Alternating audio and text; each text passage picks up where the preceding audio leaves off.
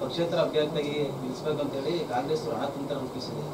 ನಾವು ಆ ಥರ ಪಾಪ ಸುಮಲತಾರ ಬಗ್ಗೆ ಯಾಕೆ ಹಂಗೆಲ್ಲ ಮಾತಾಡ್ತೀರಾ? ಸೊ ಯಾವ ಕಾರಣಕ್ಕೂ ಸುಮಲತಾರು ಈ ಚುನಾವಣೆಯಲ್ಲಿ ಕುಮಾರಸ್ವಾಮಿಯವರು ಬರಲಿ ಅಥವಾ ಜನತಾದಳದಲ್ಲಿ ಯಾರೇ ಟಿಕೆಟ್ ಕೊಡಲಿ ಅಥವಾ ನಾವು ಹಿಂಗೆ ಮಾಡಬೇಕು ಅಂತ ಅವರೂ ಮಾತಾಡಿಲ್ಲ, ನಾನು ಅವ್ರ ಜೊತೆಲಿ ಮಾತಾಡಿಲ್ಲ. ಇಲ್ಲಿವರೆಗೆ ರಾಜಕಾರಣ ಅವ್ರ ಜೊತೆಲಿ ಚರ್ಚೆ ಮಾಡಿಲ್ಲ. ನಾನು ಅವ್ರು ಗೆದ್ದಾಗಲಿಂದ ಇಲ್ಲಿವರೆಗೆ ನೀವು ಕೇಳಿದಂಥ 1000 ಪ್ರಶ್ನೆಗೂ ಉತ್ತರ ಹೇಳಿರೋದು ಒಂದೇ, ಅವರು ಇಂಡಿಪೆಂಡೆಂಟಾಗಿ ಗೆದ್ದಿದ್ದಾರೆ. ಅವ್ರ ತೀರ್ಮಾನ ಅವ್ರಿಗೆ ಬಿಟ್ಟಿದ್ದು. ಅವ್ರು ಏನು ತೀರ್ಮಾನ ತಗೋತಾರೆ ಅದಕ್ಕೆ ನಮ್ಮದೇನು ಮಧ್ಯೆ ಚಕಾರ ಇರಲ್ಲ ಅಂತ ಹೇಳಿದ್ದೆ. ಇವತ್ತು ಅದೇ, ಅವ್ರು ಏನು ತೀರ್ಮಾನ ತಗೋತಾರೆ ಅವ್ರಿಗೆ ಬಿಟ್ಟು ವಿಚಾರ.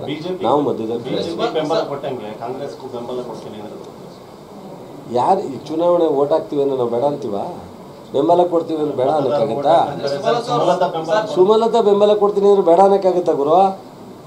ಒಂದು ಓಟ್ ಒಬ್ರು ಹಾಕ್ತೀನಿ ಅಂದ್ರು ಸ್ವಾಗತ, ಬಪ್ಪ ದಮ್ಮೆ ಹಾಕು ಅಂತ ಹೇಳ್ತೀವಿ.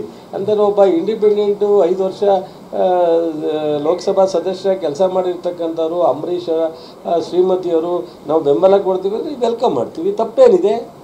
ಆ ಥರ ಏನಿಲ್ಲ. ಎಲ್ಲ ಯಾರನ್ನೂ ನೋಡಿರಿ, ಚುನಾವಣೆ ನಾವು ಕಣಕ್ಕಿಳಿದಾಗ ಯಾರನ್ನು ಒಬ್ಬ ಮತದಾರನೂ ಲಘುವಾಗಿ ಮಾತಾಡೋಕ್ಕಾಗಲ್ಲ. ಯಾರು ಬೇಕಾದ್ರೂ ನಮಗೆ ಸಹಕಾರ ಕೊಡ್ತೀವಿ ಅಂದರೆ ಸಂತೋಷ. ನಿಮ್ಮದೇ ಶಾಸಕರೊಬ್ಬರು ಸುಮಲತಾವನ್ನು ಸಂಪರ್ಕ ಮಾಡಿದ್ದಾರೆ ದೂರವಾಣಿ ಮೂಲಕ. ಅದರ ಖರ್ಚು ವೆಚ್ಚವೆಲ್ಲವನ್ನು ಕೂಡ ನೋಡ್ಕೊಳ್ತೇವೆ, ನೀವು ಸ್ವತಂತ್ರವಾಗಿ ನಿಂತ್ಕೊಳ್ಳಿ ಅಂತ. ನನಗೆ ಗೊತ್ತಿದ್ದಂಗೆ ನಮ್ಮ ಶಾಸಕರು ಯಾರು ಆ ಥರದ ಮಾತಾಡಿಲ್ಲ. ನನ್ನ ಗಮನಕ್ಕೆ ಬರ್ದಲೇ ಮಾತಾಡಿರಲ್ಲ ಅಂತ ಅನ್ಕೋತೀನಿ. ಅದ್ರ ಮೇಲೆ ಮಾತಾಡಿದ್ರೆ ಗೊತ್ತಿಲ್ಲ. ಅವರು ಹೆಚ್ಚು ಸಂಪರ್ಕ ಕಾಂಗ್ರೆಸ್ ಅವರ ಮೇಲೆ ಅಲ್ವಾ? ಕಾಂಗ್ರೆಸ್ ಅವರು ನಿಲ್ಲಿಸ್ತಾರೆ ಯಾರ? ಅವರು 90% ಕಾಂಗ್ರೆಸ್ ಕಾರ್ಯಕರ್ತರು. ಎಲ್ಲ ಸಹಕಾರ ಇಲ್ಲಿ ನಮಗೆ ಡ್ಯಾಮೇಜ್.